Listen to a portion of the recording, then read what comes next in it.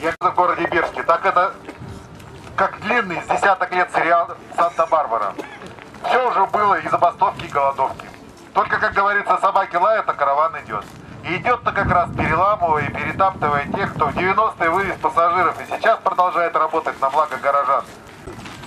С оплатой нашей властью перевозимых пассажиров все вы были бы в городе просто счастливы. Частные перевозчики, получившие дополнительные пассажира и получающие оплату за них. Пассажиры право ездить по всем направлениям, используя свое право бесплатного проезда. Город избавился бы от дополнительных дотаций из своего сходного бюджета местному ПТП, потому что пассажиропоток перераспределился на частников, которые никогда не просили денег у города. Сегодня, кроме вышеуказанных проблем, нас, перевозчиков, волнует вопрос передела маршрутной сети города Берска. У нас практически два маршрута самых везучих, 14 и 15. То есть две схемы соединили, количество листов, все написано.